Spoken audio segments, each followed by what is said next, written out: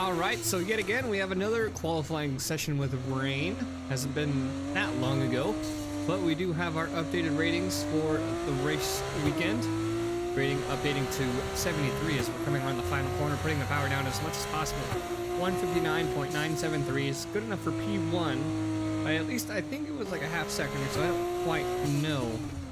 But we're going to be the only ones to come out on a second run in the lighter rain. I waited till the end of the run, see what kind of people came out and did, but nobody else came out on the track. So a banker lap, 157.4, so pole position. It's time to leave for now, but we'll be back tomorrow when the feature race gets itself underway.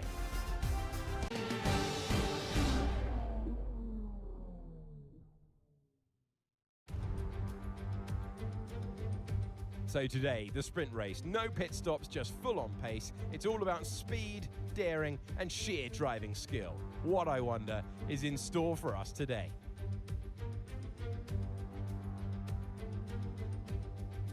The 3.6 miles of Silverstone circuit in Great Britain should be familiar to fans and drivers alike.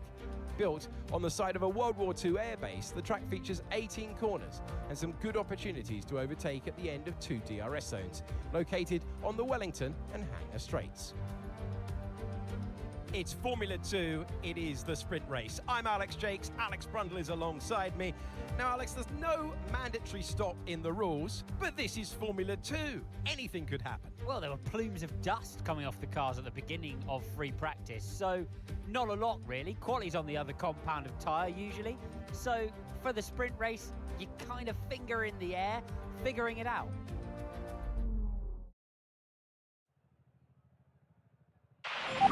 Great show in qualifying. We should see a close margin between the other cars since they didn't run towards the end of quali. Have a great race.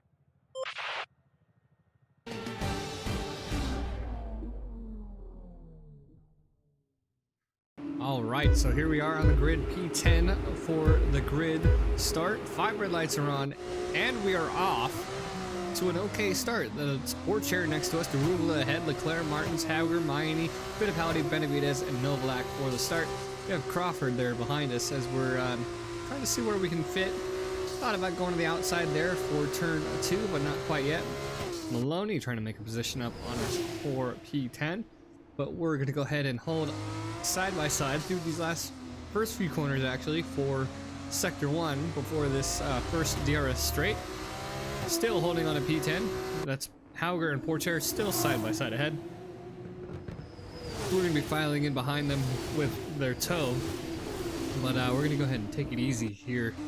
You can see we almost come in contact with Porcher there on the left-hander, and then again on Hauger coming through this right-hander.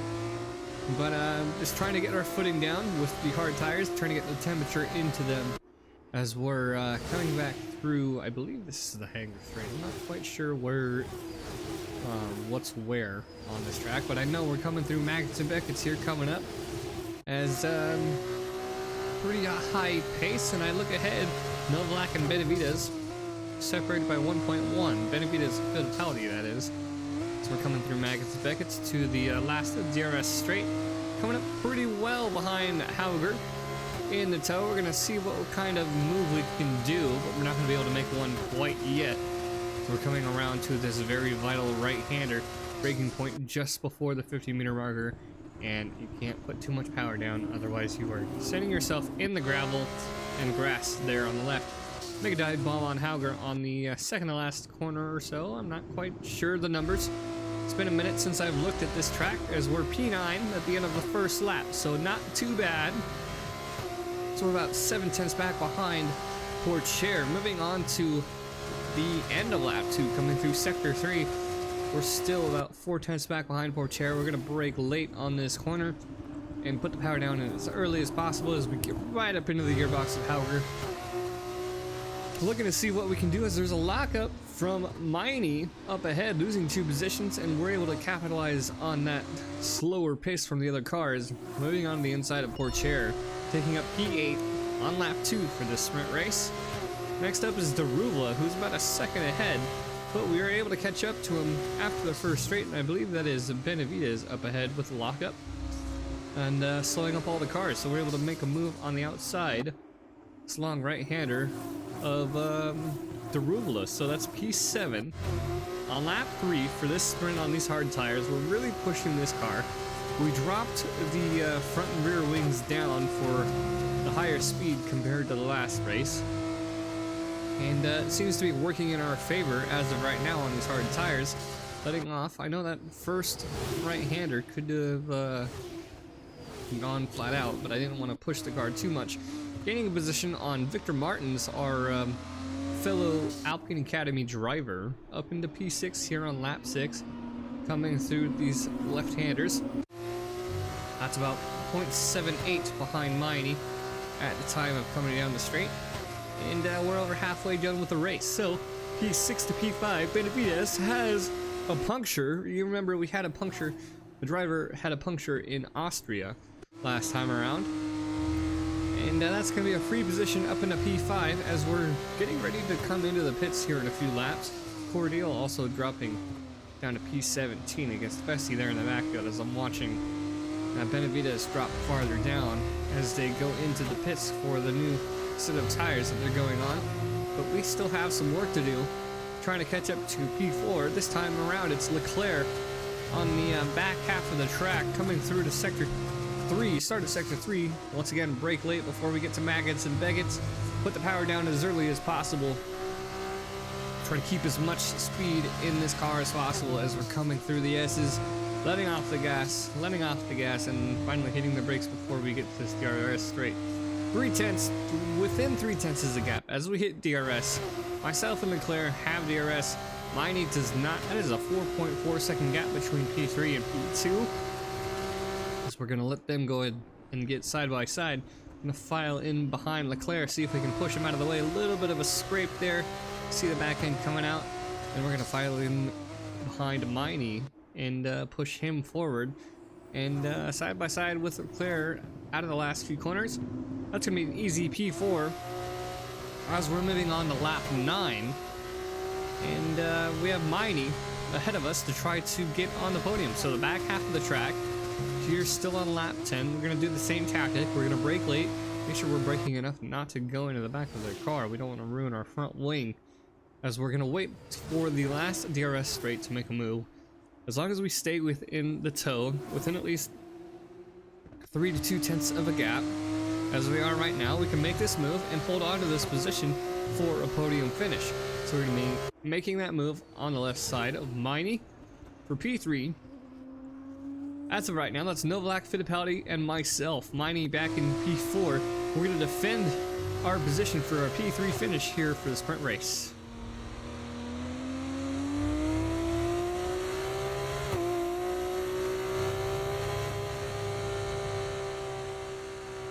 And that's a podium. Excellent drive. The whole team have worked especially hard this weekend, and that, my friend, is a fantastic reward. Well done.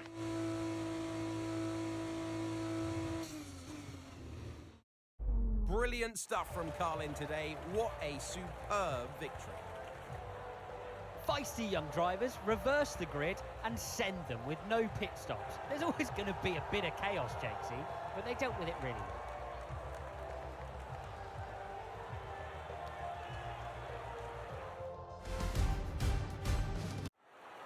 As we can see, it's time for the podium, and I can see the Carlin team underneath our commentary box going crazy as their driver walks out.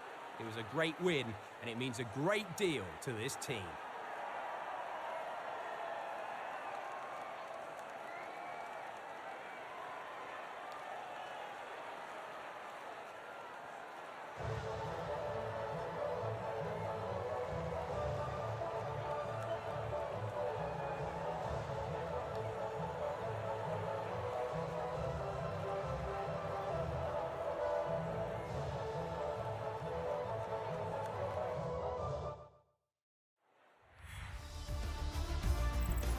After all this drama, you'd be mad not to join us for the next race. We hope to see you then. Take care.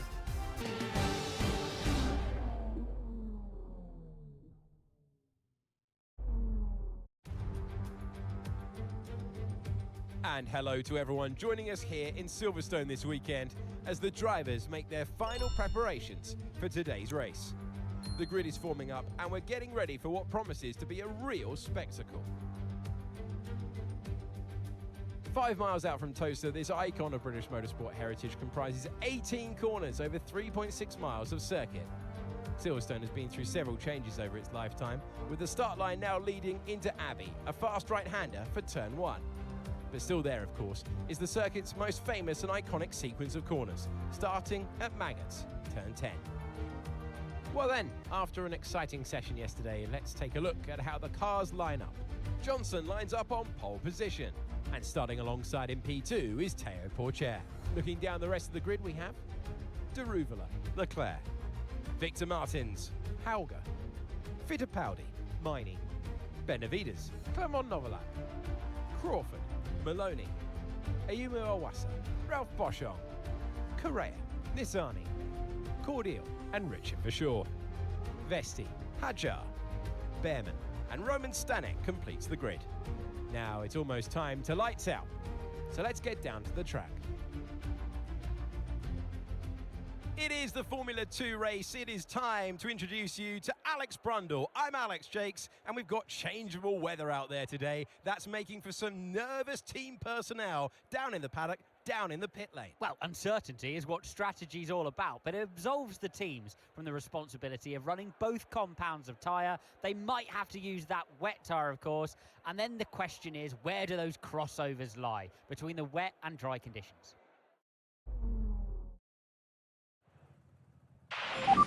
Your performance in the sprint race was remarkable. Maintain that mindset in this race, and we're likely to emerge victorious. The team is eagerly anticipating your next victory.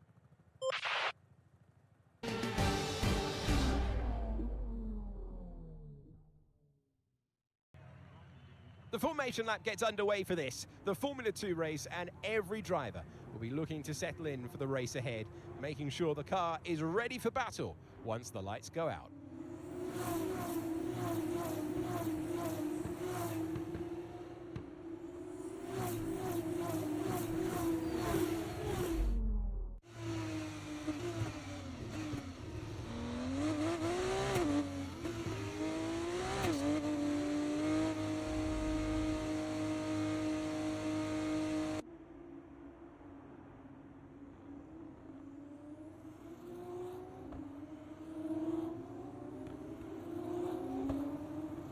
Alright, so here we are, coming up to our grid slot, starting in P1. A very great finish from the sprint race the day before with a P3 finish.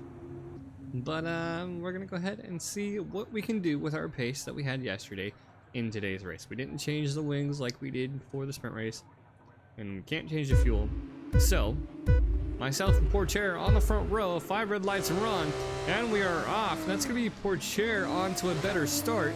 De Reuveler is going to try to make a move on me coming through this first corner. You can see we gave a little bit of leeway on the inside, so he's trying to close in.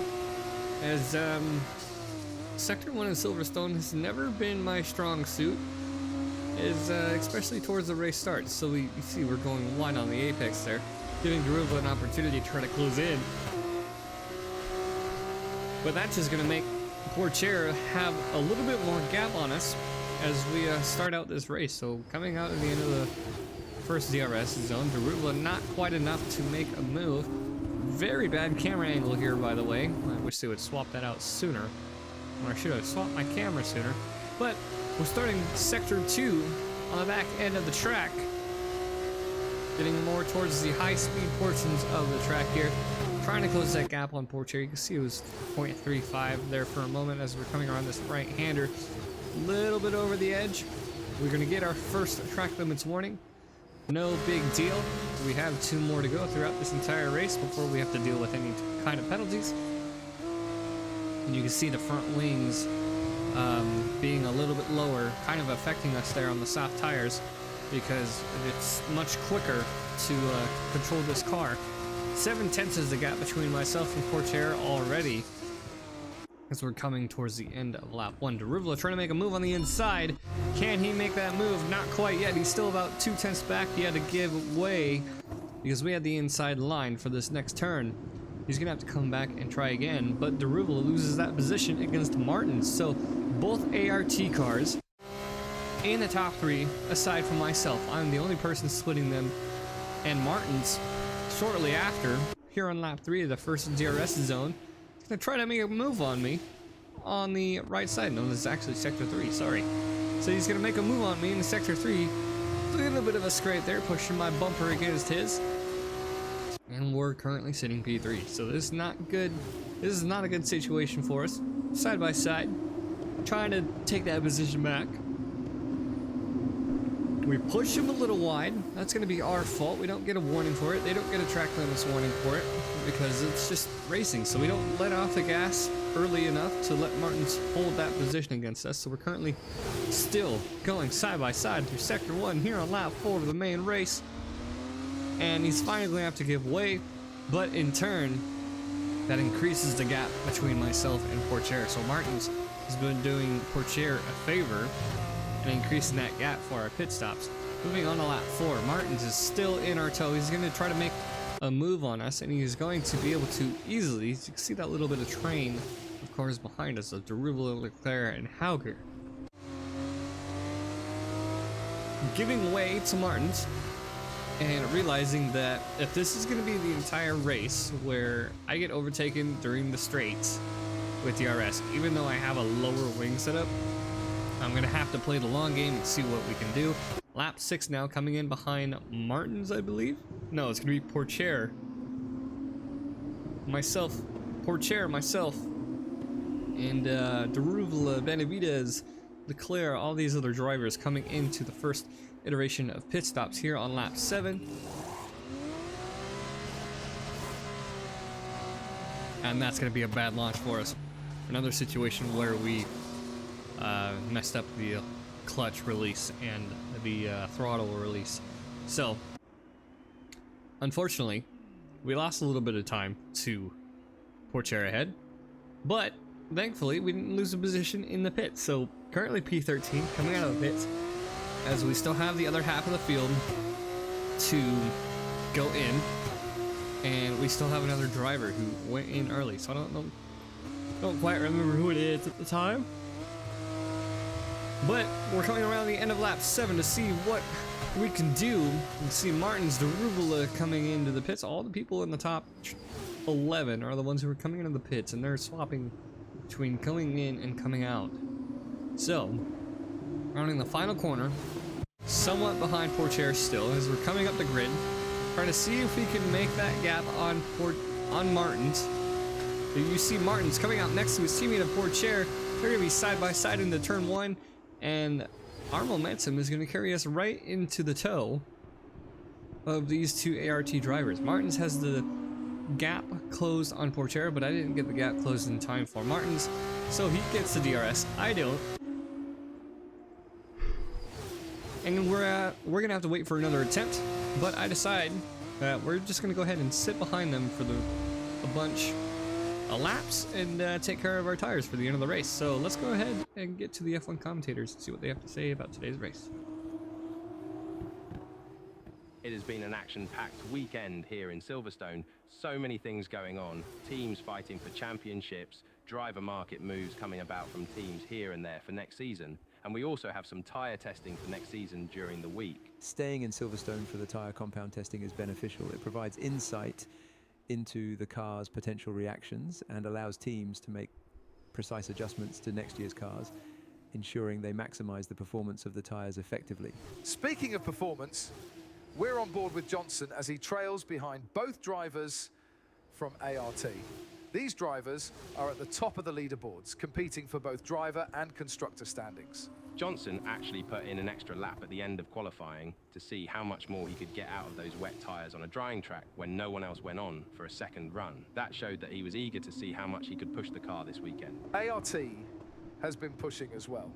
They didn't do as well as they would have liked in the sprint, but they managed in the feature race as they're fending off Johnson for some much-needed points. Points mean everything, especially this far into the season, and it's even bigger in F2 because of how many points you could get in a race weekend. ART is looking to possibly take the lead of the constructors if they could fend off Johnson. But Virtuosi only has one of their drivers scoring all their points this far into the season. So that would put Virtuosi into a situation that they wouldn't want, a driver that's not scoring their team points, and another driver who's looking to get into F1 with their ongoing performance. This is definitely looking to mix up the driver market for next season. I always enjoy having a look to see who would end up where. ART seems like their lineup would stick, so they may be looking at another great season next year, as well as some other teams. But what I want to look at this weekend is the tyre testing. You have Daniel Ricciardo from AlphaTauri that's looking to get back in an F1 car. You have Alpine picking up Johnson to run some tyre tests in their car. And supposedly some movie filming as well. I was surprised to hear about that. There's going to be filming throughout the F1 introductions, as well as after tyre testing. An American movie, I believe actor Brad Pitt will be starring in that. Should be interesting to see once the movie hits theatres, don't you think? I'm certain it will be, but the main focus remains here as Johnson is biding his time, waiting for the perfect opportunity to challenge the leading drivers. He's been conserving his tyres since the pit stops and has managed to stay in Martin's slipstream. Let's see how this race unfolds. And that was the plan throughout this entire race, throughout the entire iteration. We're moving on to lap 11, where we're going to start thinking about making moves. But luckily for me, Martins and Pourchaire are side by side, so this makes an early opportunity for me. We're going to file in behind behind Pourchaire. Try to see about a move on the inside. Not quite there. A little bit of a tire scrub on Pourchaire. A little bit of a cheeky move. It's just a racing incident. We get P2.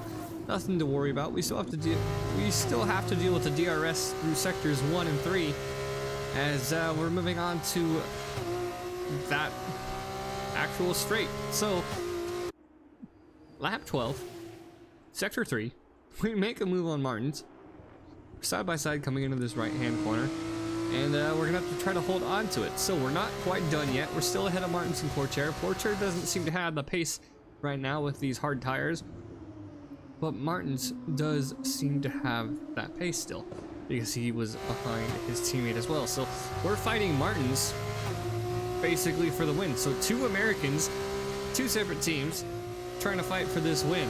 Lap 13, now sector 1. You can see the bumps on the road, how stiff the suspension is as Martins makes a move on the inside. We're gonna give it to him. Little bit of a scrape there, not wanting it this late in the race. The backhand tried to come out. We lose a little bit of time, but we're gonna have the S's and the final DRS zone as we're still about 3/10. So we have that DRS. We have a train of DRS behind us, of Pourchaire. It's one person. We're gonna move to the inside, hold that line, be aggressive on the defense as we're coming around that final corner on lap 14. That's gonna be enough for a win here in Silverstone. Back-to-back wins. Silverstone this time around. Last time around is Austria. I just hope we can win in Hungary. That would be a great part of the season for us. Nice one. Very lovely drive. On to the next one. Ah, fantastic drive. That's just fantastic. Amazing. You deserved that race win. Well done, mate.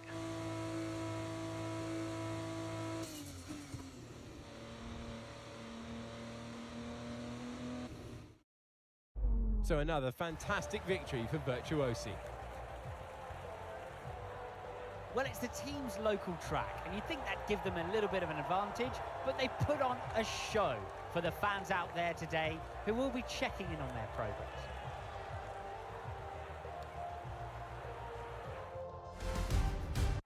Another race and another victory for Virtuosi as we see the drivers make their way out to the podium for the final ceremony.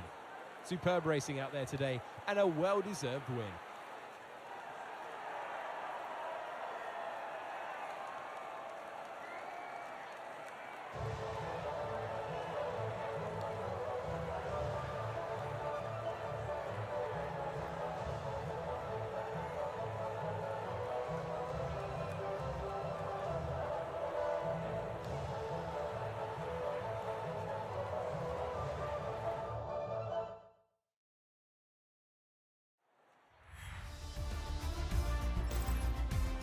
There will be plenty more twists and turns to come this season, I hope you'll join us at the next race when Formula 2 returns.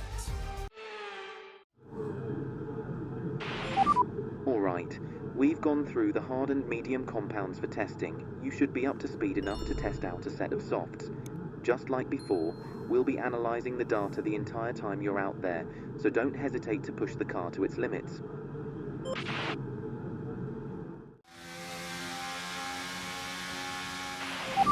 Johnson, this is Bruno. I wanted to say the team has greatly appreciated your involvement with testing throughout this year. It's been a tough choice amongst Alpine Academy drivers, but with how you've performed the last few years in F2, I knew that we would get valuable results from your involvement. I will be watching your final run from the pit box, so put your best out there.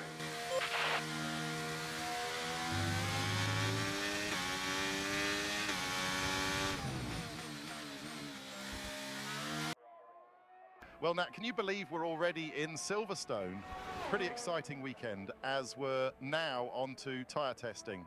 The technical aspects and behind-the-scenes footage are as captivating to me as the on-track action, offering a refreshing change of scenery.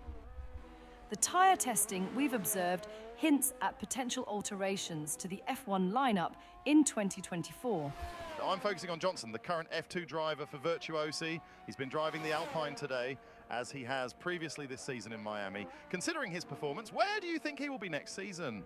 He's a strong contender in F2 this year, and not every driver on the F1 grid needs to be concerned about him. It's more likely that a backmarker team such as Williams or AlphaTauri, which is soon to be renamed, might pick him up if he isn't offered a seat by Alpine.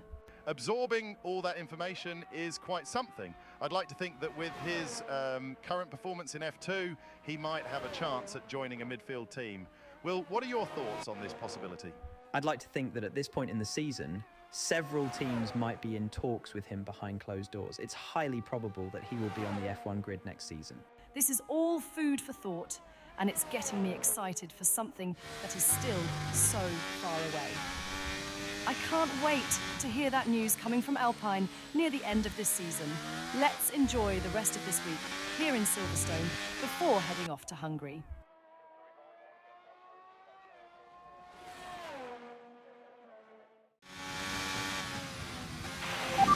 That was some really good data that we've got from your run. Let's bring it back in and go over the data with the team as a whole when you get back in the pits.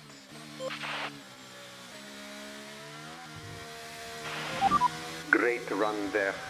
Johnson, once again, you have been a valuable asset to the team, and I look forward to seeing you in that Alpine car again in Abu Dhabi at the end of the season.